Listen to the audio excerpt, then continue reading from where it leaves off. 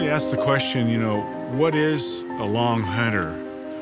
And long hunters were the guys that were unhappy and discontent with their hunting life along the East Coast, like the Daniel Boones and the Davy Crockett's. What they did on foot and later on horseback, that's what we did with airplanes.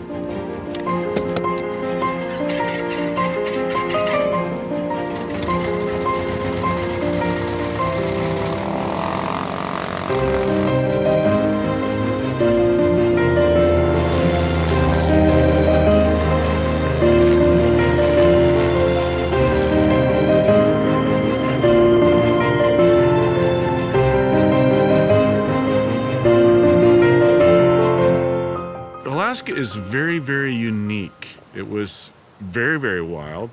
It was very frontier. The people that were here were quite ruggedized. Well, I was born in Alaska. My parents we lived in the bush. We didn't have houses. We lived in little tents or under trees or wickiups. We did have a house when I was born of sorts. It had looked more like a corn crib, but some of my family were born even under trees and under bushes and stuff where my mother happened to be. She had 17 pregnancies and 8 of us lived. We lived in the winters, the summers, everything in the mountains, in the snow. We ran dog teams for our transportation. The rivers were our highways. There's several different animals that can be dangerous, you know, and starting with wolverine, you had lynx, and you had wolves, and the top of the food chain were the brown bears. I remember my mother came back after a visit before we actually moved, and they described this guy that was walking around this town where he'd gotten himself in a bear mauling, and he wasn't the only one, and she described his physical countenance, and it was quite startling. We had been on a 3-day hunting trip on top of a mountain way outside of our community. We were walking down a hill, walked past a patch of brush, and out came a bear, which immediately was on top of me and completely ravaged me. I mean, just split second from having the best time of your life to fighting for your life. She went right to my leg and grabbed me by my thigh and picked me up off the ground and started shaking me in the air like a rag doll. I mean, and I'm a heavy guy. I could just feel the anger in her, and it is intense. And she bit my butt cheek, and I could feel her teeth go through my butt cheek, so she actually bit through my butt cheek. As the bear moved my hands away from my head and bit down onto my skull and started pulling my head back with its paws on my shoulder, I kind of figured that this was gonna be the way I went out, you know. Luckily, you know, my friend was able to shoot her and she dropped my head, you know. I mean, right at the right time. My friend saved my life. So you're going from a 12-year-old kid from Oregon, right? And all of a sudden you're thrown into an environment that's very adult. We saw people die from the elements in Alaska, or plane crashes, or boats sinking, guys drowned that were fishing. Wintertime, traveling through the mountains, a storm can blow in like the skies are today, and it can be pretty white. And you can't tell if you're going up, down, sideways. You just don't know where you're at. And the best thing to do is hunker down. I had to camp out for a night due to the weather and the storm. It's better just to hunker down and wait the storm out. Well, this storm lasted for at least 14 hours before I could even see where I was going, and I had to make a snow cave. And my nephew got hypothermia, and his friend got hypothermia right up here. They went up the mountain, they came back, it was snowing, and his friend got really bad, so they took their packs off, and he put the one in the sleeping bag, his friend, and then he tried to hike out to get help. They went back in, but his friend had died. It was a beautiful day, they were hiking out there, and the next thing you know, he lost his best friend. Kids we knew slipped off mountains and died, in our class. And it kind of culminated with, you know, September 5th, 1970. Airline slams into the Chilkoot Mountains.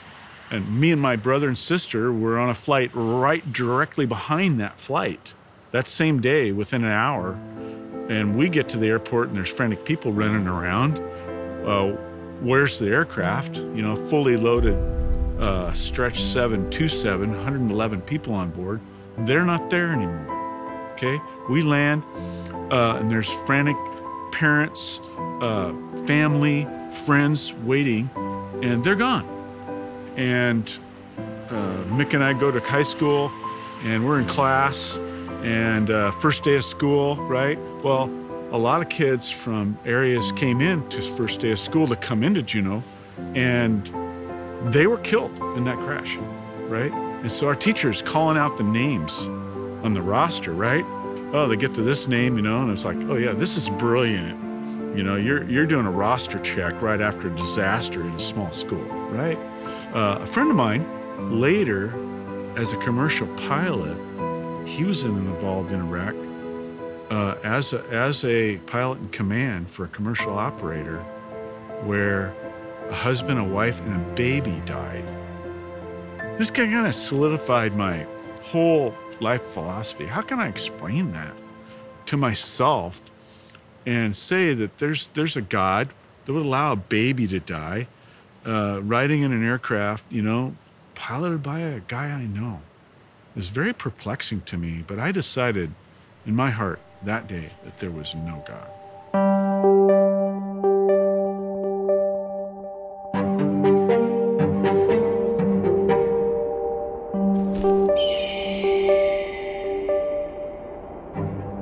Being born in Alaska, and my earliest memories, you know, my dad hunted and fished, and his job as a state forester, he took me out. You know, I was out in boats by the time I was 5, and he took me hunting with him everywhere he went. Early on, when my first hunting trip, my dad stuck me up in a tree because they had shot a bear, and there was another bear around, and it got dark, and we had a moose kill. And they were trying to get the other bear, and he stuck me high up in a tree, and he said, "Whatever you do, don't you dare come down this tree till I come to get you." And so I stayed in that tree, and I heard bears growling, I heard bears wailing, I heard men screaming, I heard shots, and then nothing. And hours went by, and it's dark, and I thought my dad was dead, and I heard rustling down below the tree, and then it would disappear. Finally, my dad came to get me. He said, "Okay, it's safe to come down now." And he couldn't get me down from the tree.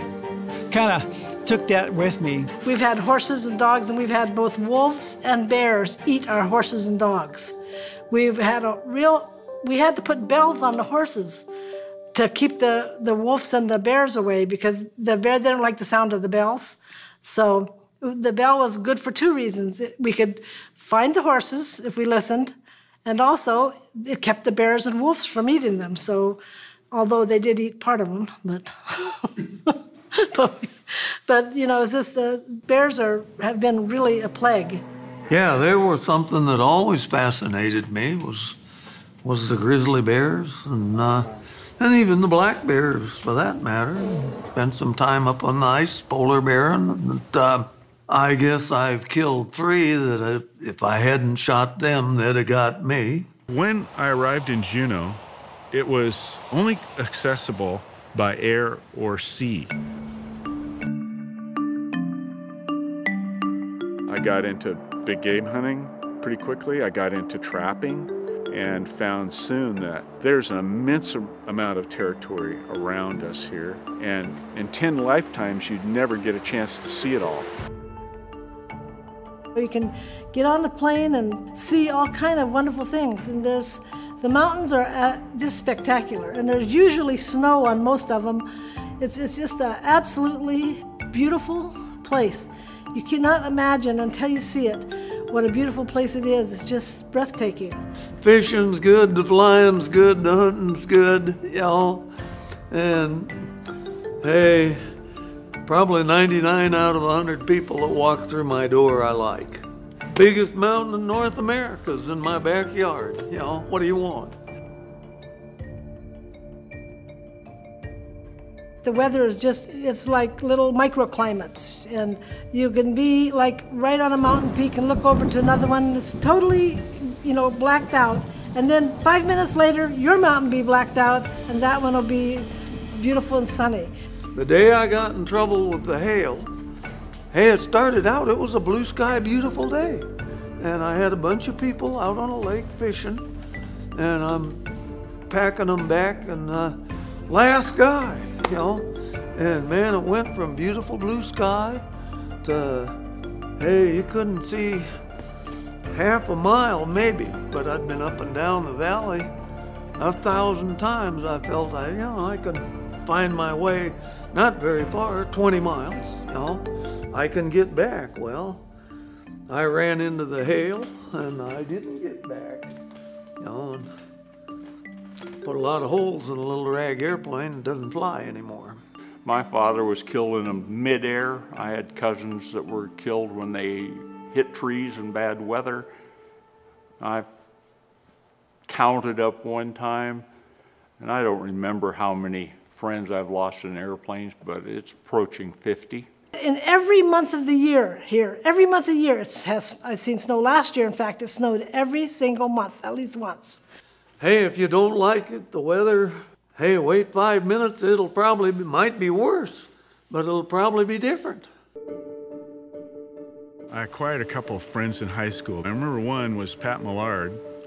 So when Pat and I were trapping and hunting one time, we saw a band of mountain goats, and we decided we should try to take them. And I took a shot, and I saw a mountain goat fall, and I took that shot. And we had a code.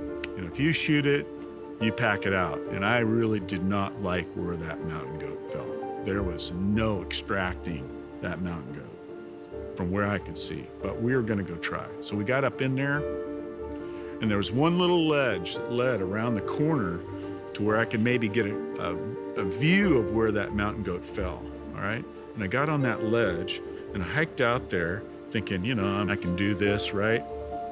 And the ledge kind of steepened, and I stopped and said, what the heck am I doing here? I need to backtrack out. And I couldn't hardly backtrack. And I thought, holy cow, I am one stuck turkey. And I called for my friend, Pat, who was above me, but he was like 15 feet, 20 feet above me. And he tried to drop his gun, trying to use it as a rope. And so I just spread out, trying to hold on to the hillside, and I felt myself go. And I was in the air, and it was hundreds of feet straight down. There was no ending but death. And at that time, I watched my life kind of pass before me like a movie, right? And so I woke up, and there was a ledge about 5 feet above me where I had slipped from, so my feet were down here, and the ledge was like 5 feet above my head, totally impossible for a human to get to naturally. And I was standing on that ledge about 6 feet below Pat. And he looked at me and he said, how did you do that? I said, I don't know, but let's get the heck out of here. My philosophy had always been that there's no deity. There's no outside higher power. I had not petitioned any deity. I didn't have time, nor did I even think remotely that there was anything that was going to help me. I was just like floating. So that was an experience, but you know what? When you got back to school, you really didn't have a problem with self-esteem when you went through an experience like that. You really didn't need to see a counselor about what you're meant to do in life. You didn't really feel like you needed a lot of help, outside help, to accomplish things. In school, there was very select few people that I met that had similar interests as me.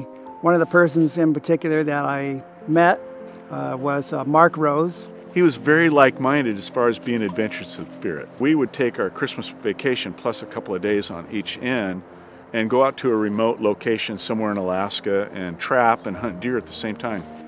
We were out deer hunting in the islands over Christmas break, and we had Mark's boat, Yeah, not exactly the kind of boat to be out in and that kind of stuff, but you know, so we're out there trying to navigate island to island in the winter, and we were trying to get back home because we'd already been out hunting, and we'd already been weathered in for 3-4 days, and we were getting tired of it. And we were kind of, you know, the wind was blowing, there was whitecaps and heavy freezing spray. Every 3 minutes we had to spell each other on the motor and take over because our faces were getting white frostbitten. And we had to relieve the driver and so they could cover their face.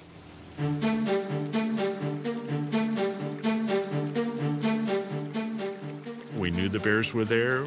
We knew they knew we were there. So we just did our best to avoid them and not, you know, engage with the bears and try to have a kind of a coexistence, even though it was tenuous at times. We were charged twice, point blank, by a bear.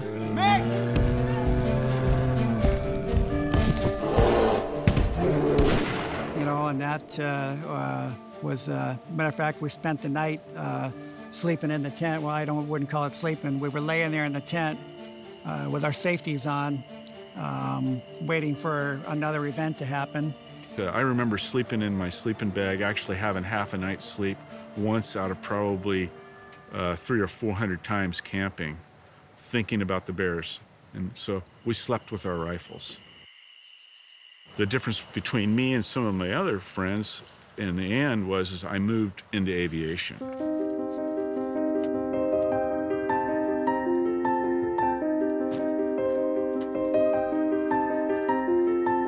Flying in general is safety-wise probably about the same as motorcycles.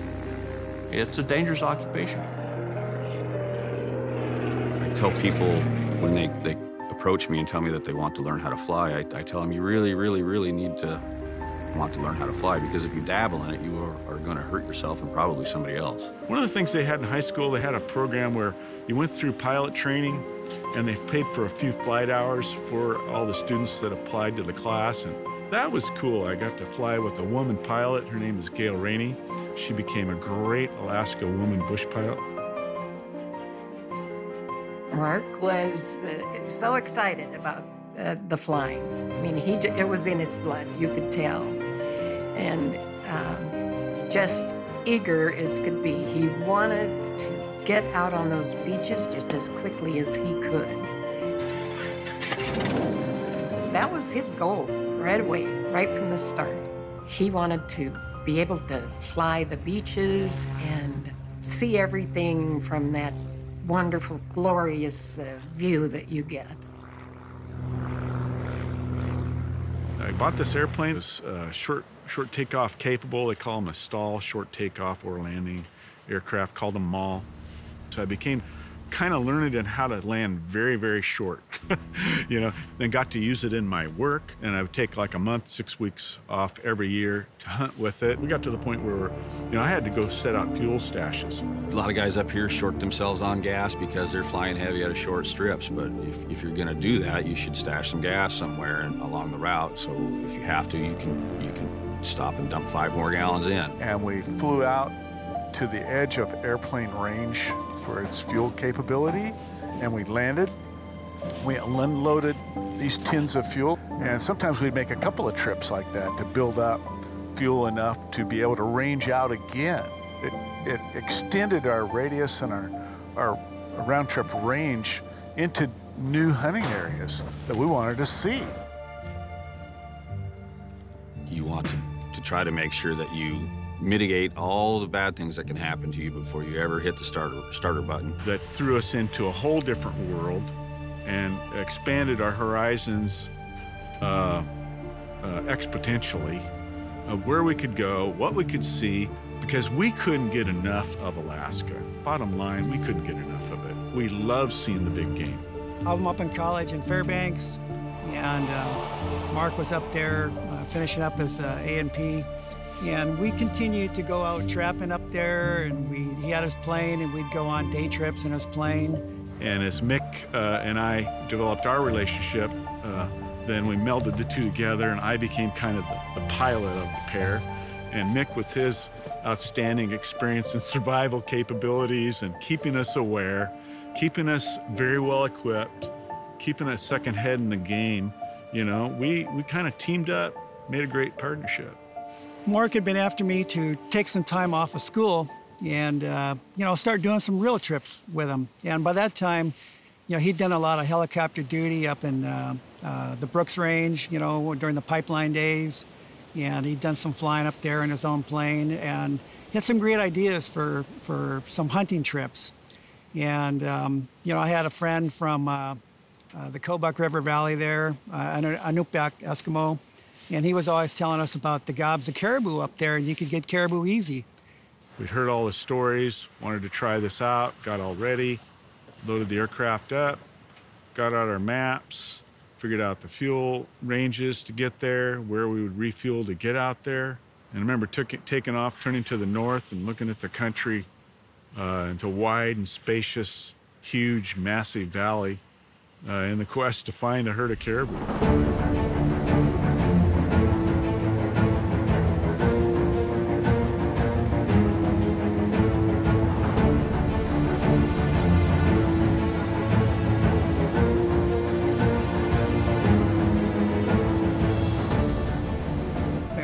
For a good hour and a half or so, and we broke out into this plateau, a large opening in between the Brooks Range mountains there.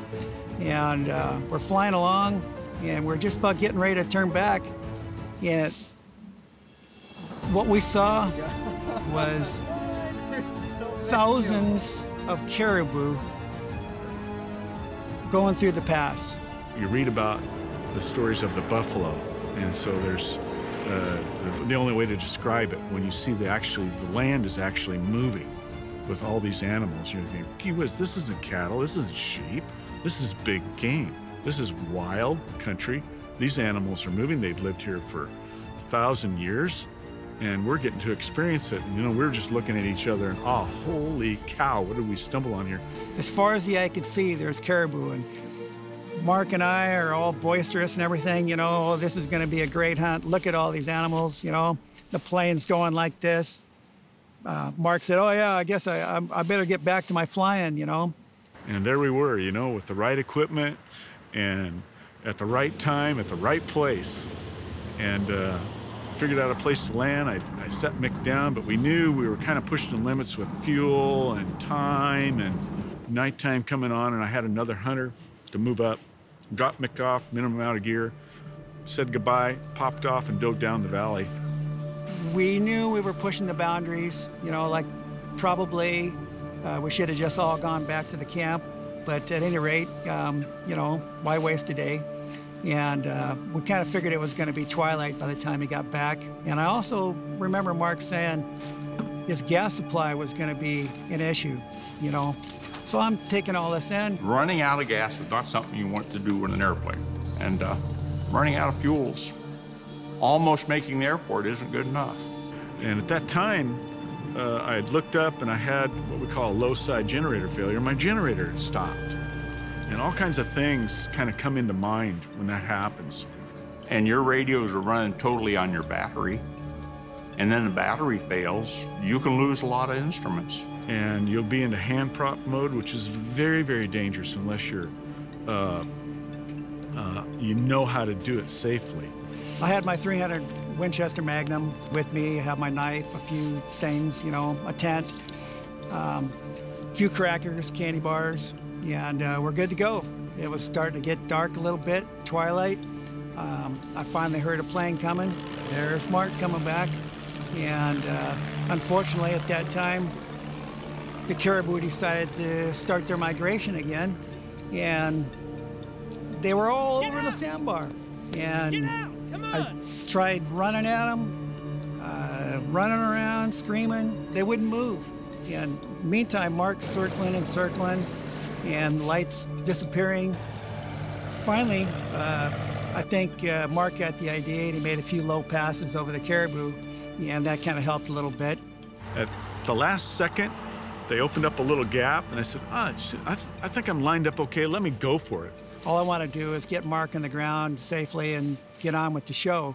And Mick and I had made a prearranged concept of how he was going to mark where I was going to land. And what happened was the wind switched.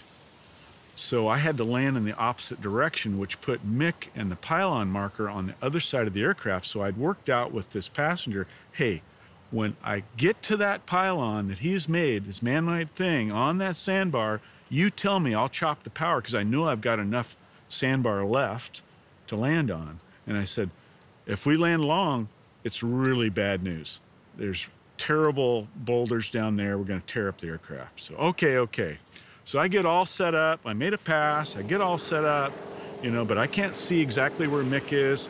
And this other guy's supposed to call it off where he is, and I'm supposed to chop power and be, the miracle bush pilot, right? Big shot of the day. So I get in there, and we're coming in. I'm set up really nice, and Mick's blind to me, and I'm set up, getting ready to chop power, and I see Mick go by.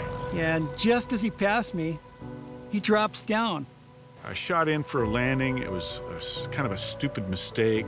I was breaking some rules. I was breaking some personal limits. And all I saw was a loud, horrible crunching, screaming noise. Sparks were flying from the plane. Rocks were flying. I dove on the ground because I'm pretty close to the action there. So I throw in all the power I've got, stagger back into the air, and said, holy cow, what I do? I can feel there's some damage somewhere in the aircraft. Didn't know exactly what, but I darn sure wasn't going to go back in there and land again. Yeah, he's circling the sandbar. You could tell that he was, checking out his controls and trying to decide what to do. This passenger kind of fought over the fact that he didn't want me to kick out our Arctic suit for Mick. We already left him a tent and stuff like that. And I said, no, he's got to have this suit. He's going to get stuck here. Very possibly if this weather's going to deteriorate. And it's getting darker. It's almost dark now. And all of a sudden, he wags his wing, and off he goes. Flying, the last I saw was that plane heading into a snowbank. You can see there, I kind of broke some rules as a low-time pilot. I had a few things gang up on me, though. I was given a good weather report that fell apart all around me. The caribou were a factor that we didn't know was coming on. The fact that the pylon idea completely failed us because I had to land on the other way. And the whole thing of being light on fuel and then the generator failure. Lots of things can happen that you're not prepared for. So even with the best intent and following the laws and all the stories, you get yourself caught once in a while. I thought the plane was really damaged. I knew he was low on fuel, and I was wondering if I was even going to see him again. And I know it's about a good 200 miles back to Kotzebue, which would be the only lighted strip. I didn't really know what he was doing, but I figured that's where he was headed. Dashed out toward my fuel stash to discover a white wall of weather. I have it written on my panel, if you can't see through it, don't do it. And in doubt, don't. There was no way I could make my fuel stash. There was no way I could make it to any other landing zone. The village that was 60, 80 miles down there was completely socked in. The weather was deteriorating. It was snowing hard in the air, and I was getting into a place where I was using up all my fuel and all my outs. So I went back, set up the tent right by the riverbank, because I'm from Southeast, and you want to set your tent, at least I'd learned, where I've got an out. I'm thinking bears. Bears are on my mind all the time. You got to watch your back, So I wanted the river to protect my back, and I'm by myself. And I don't know how long I'm going to be by myself. I have my 300 Winchester rifle, and I grab my ammo pack. It's not my ammo pack. It's Mark's ammo pack for his .243. I have 3 bullets in my rifle. Normally I carry a bunch in my coat. I don't know how that didn't happen. So now I'm stuck out there 200 miles up the Brooks Range by myself with 3 bullets. I'm running into all these aviation challenges that are very, very particular to flying in Alaska, right? And so, but I have a passenger with me that is from down south, has only been in Alaska a couple of years, never done anything even remotely close to this in his life. He's not an idiot. He sees the fuel gauges going down, right? And he sees them stop, the needles stop moving. And we still got a lot more flying than we got fuel. And we are in what we often refer to as a flying coffin. And we are running out of, we also refer to as power, runway, and ideas before the crash, you know? And all of a sudden, he starts to panic. And he even says, you know, we're gonna die, aren't we? You know, I mean, it was a little bit of a traumatic event, and you're thinking about it, so I'm all keyed up. And I put on the Arctic survival suit that Mark had kicked out of his plane for me before he took off into the snowstorm there. And I put it on, and the caribou kept coming. And I didn't want to be inside the tent because I wanted to be able to see. You know, I'd had that bad tent experience in Southeast with Mark when we were trapping, where we had bear come up to the tent more than once. And if I'm gonna have to fight it out, I want to be outside the tent, you know. But at any rate, probably one of the coolest experiences I've had in the wilderness in my entire life was what happened next, and that is the entire Arctic Western caribou herd, as it's migrating, decided to migrate right around my tent. I could reach out and touch them, and there was thousands of them. And they made a swarm right around the tent, like I was nothing.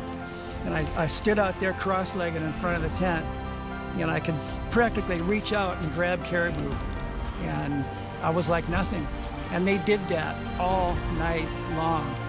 Hundreds of them, thousands of them passed that, and they go into the river right behind my tent. And it was the coolest thing I've ever experienced in my life, I have to say. What are my options? I have no options. Both tanks are on E. The weather was worse. I was in the mountains at night, trapped in the sky. And the chances of surviving that is nil. I had seen that happen to other pilots, and they had never survived. And I thought, oh, I was going to be another statistic here tonight. I had never thought of this before, but I thought, well, I'm in enough jam here. If there's a God, I could use help right now. And I just spoke those words to myself, and I just said, you know, if there's a God, I need your help now. And at that time, a voice spoke in my mind, and I saw a light in my mind, and it said, son, you said the right thing. And I hesitated for a minute. What was that? You know, I had never talked to God before. I wasn't a religious guy, and I was an anti-religious guy. I was an atheist guy. With that, I thought, well, that was nice, but how is that going to help me here at 3,000 feet, getting ready to die from fuel starvation? So I didn't sleep that night. I'm really worried about Mark, and I'm thinking, will I ever see him again? Still comes back. You know, you've done all these travels, you've had near life and death experiences with this guy. You've had 8, 10 years of camaraderie and travel and you know, backing each other up, and here, I might never see him again. And the engine started to pack up. I was running out of fuel. And about that time, we broke out. And there on the horizon was the lights of Kotzebue. And I could see it. I was like 15 miles out. I couldn't believe it. I had stayed on course, you know, I'd maintained altitude. I was managing the dead battery, right, that was running my navigation, that I had not enough battery to run any of the lights. I had my flashlight out, like the FAA says you should have, to look at the map. I I was locked on with my navigation equipment onto Kotzebue, and there she appeared, thank God. And the only problem was I knew I had one more element to overcome. And 12 miles of 35-degree salt water to cross on no gas. And I'll tell you, 12 miles may not seem like much, but that's about 7 or 8 minutes of you thinking about life, because your life is hanging by a thread of that engine keeping turning until you get within gliding range of that airstrip at Kotzebue.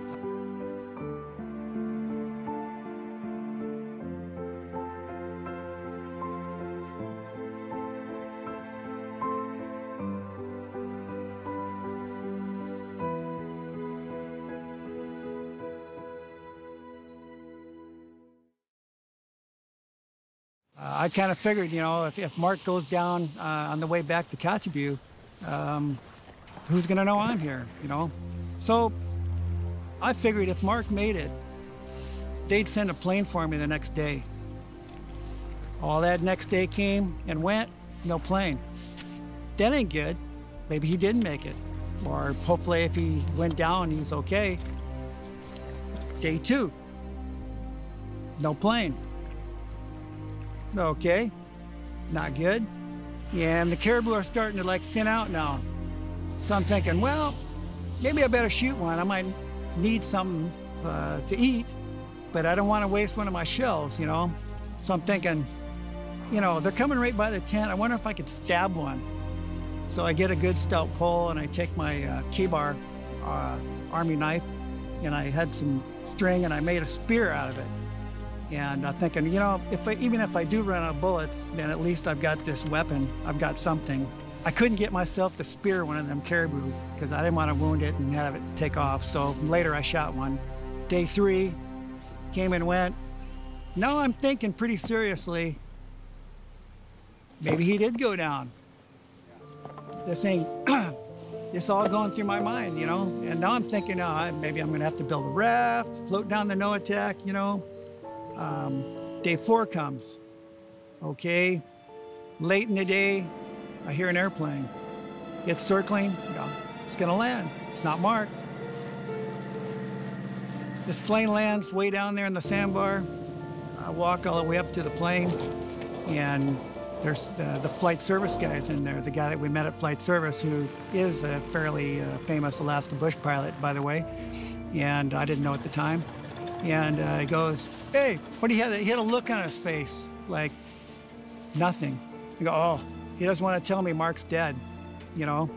And I don't know how he found me, but then he breaks into a smile and he goes, hey, your buddy's fixing up his plane and he's gonna be back up here maybe today, maybe tomorrow. How you doing? Are you okay? And I was like, he's alive, he made it. So that's good. And I made it across Kotzebue Sound with a running engine and landed. I was a very relieved and very thankful guy. I wasn't sure who I should be thankful to. Something had definitely audibly spoke to me. I didn't make that up.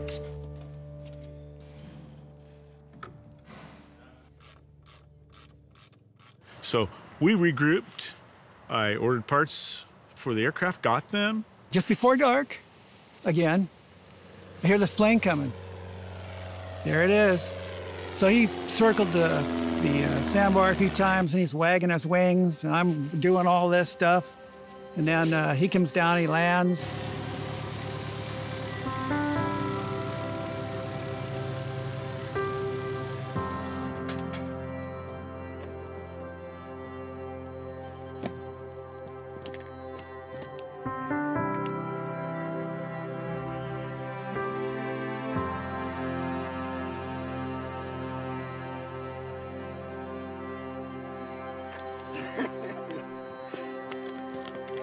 And I was never so happy to see that guy. You know, we were both learning lessons, but I was very, very, very happy to see him in one piece, and he was quite happy, I think, to see me in one piece. I have always said that his mother probably would have killed me if she'd have met me back at the airport Kotzebue after leaving him there.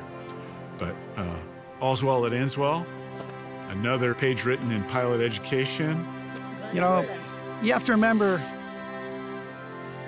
I got to thinking, we're barely 20 years old, and here's two friends way up here, more than 1,000 miles away from home, doing our own thing out 200 miles in the wilderness, real wilderness, not lower 48 wilderness.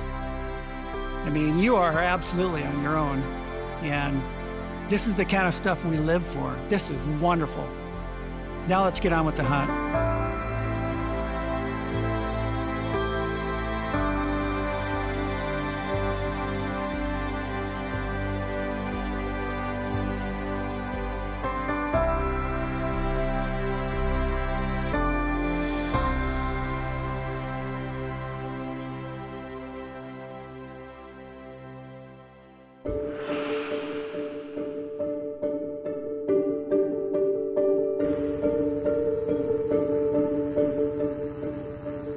And so 6 months later, I'm working my day job, which was taking care of a fleet of helicopters. And pretty soon, somebody walked up and said, guess what?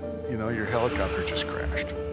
Seeing how the aircraft was wrecked with a 55-gallon drum sitting in my seat, which means if I would have ridden, which I normally did, I rode shotgun on those slings, you know, I could be just as dead as a doornail right now. I just got spared again.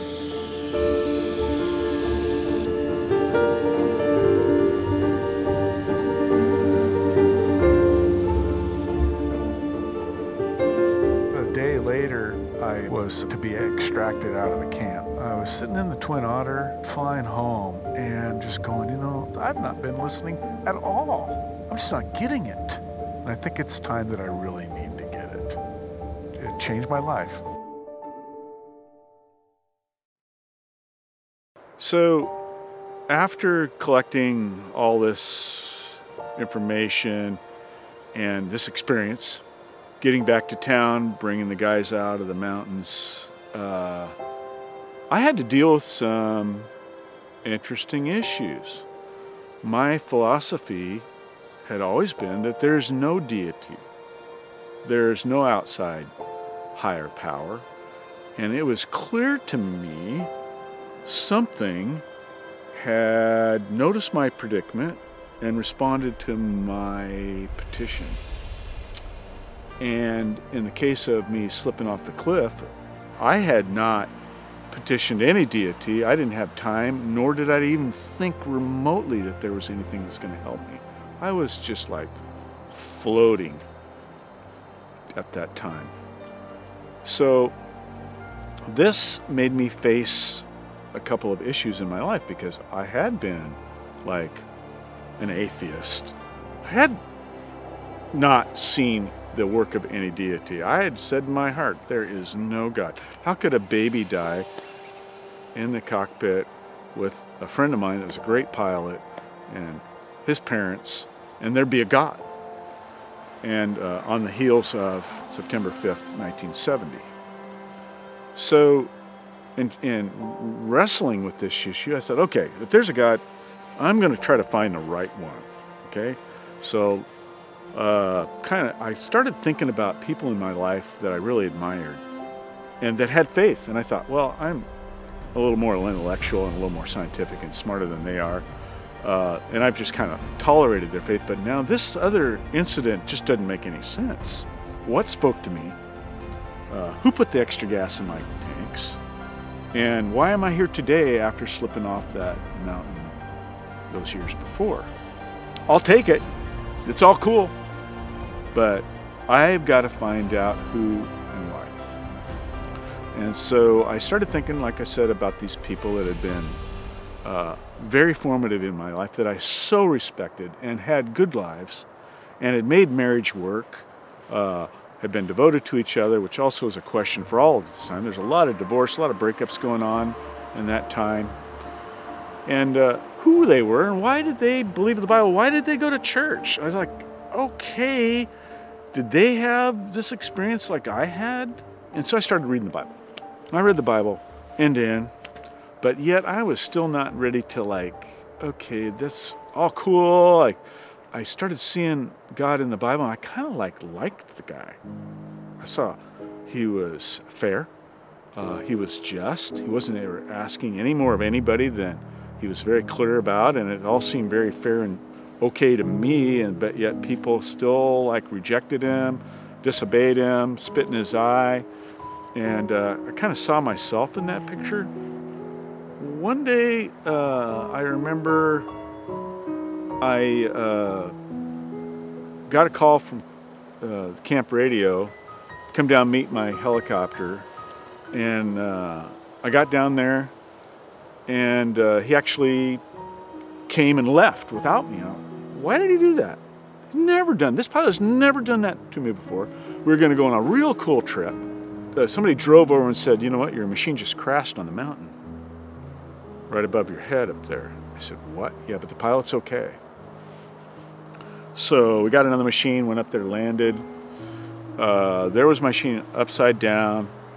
You know, it was like my whole like personal world, right? My ego was wrapped around kind of my job. Pilot and helicopter maintenance tech, got a fleet that I'm doing work for. Kind of like my personal ego just deflated. My crutch had been pulled out from under me. So I got up the ship, looked in there, and my side seat was as flat as a tabletop. And there was a 55-gallon drum lift where my seat was, and I thought, holy cow, if he'd have picked me up like the arrangement was, I would be there and not standing out here. Flight came in, I needed to get extracted out of the country to do some other stuff, kind of think about all this. And I remember sitting in a Twin Otter on the extraction flight out, thinking about all this and what I'd read in the Bible, and I decided to become a Christian. I kind of crossed over, and I felt myself cross over from death to life when I made that commitment. It was like this light came on, and my philosophies about origins and naturalistic evolution, all that kind of all went away. I then started going to church. I married the bookkeeper, started a family. My life changed dramatically after that.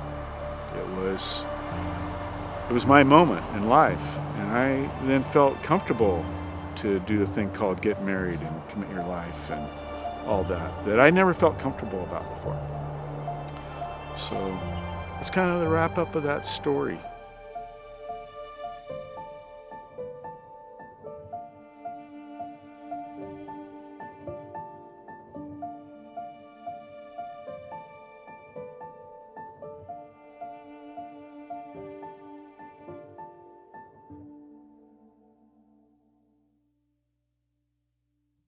I remember next job was to collect that ship off that mountain, put it on a big flatbed. It was my job to drive it out, take it out of town. And it was like, yeah, there's my big ego trip, you know, all smashed up into little pieces, sitting there behind me. And so I was a different boy. And so I started reading the Bible. I read the Bible end to end, and I remember thinking about all this. I was looking at things differently. I was looking at the creation and order of the universe from the standpoint that there is a deity, that there's something more powerful, bigger than us out there. It's a deity that saw me born, allowed me to go to Alaska, saw me slipping off that cliff, came to my aid when I said my first prayer. And my whole perspective about Alaska then dramatically changed, and unalterably changed. And then I thought that, you know, that life is really a gift, and that I've been blessed out of my mind to be able to get in these beautiful aircraft and serve, you know, mankind in that way, and enjoy Alaska for what it really is. It's made to challenge us at every front, from every mountain to every valley to every river to the wild ocean surf. to just challenge us as human beings in this natural wonder we call Alaska.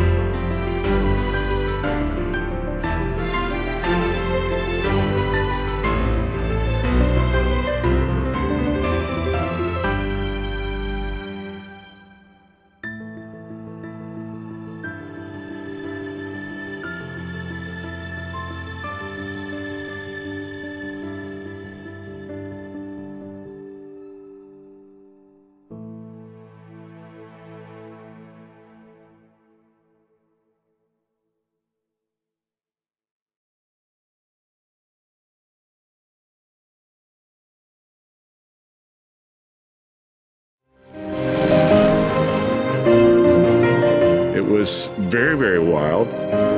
I saw some of my father's friends get mauled by bears. It was very frontier. This is the kind of stuff we live for. Now available on DVD. Go to AlaskaLongHunters.com.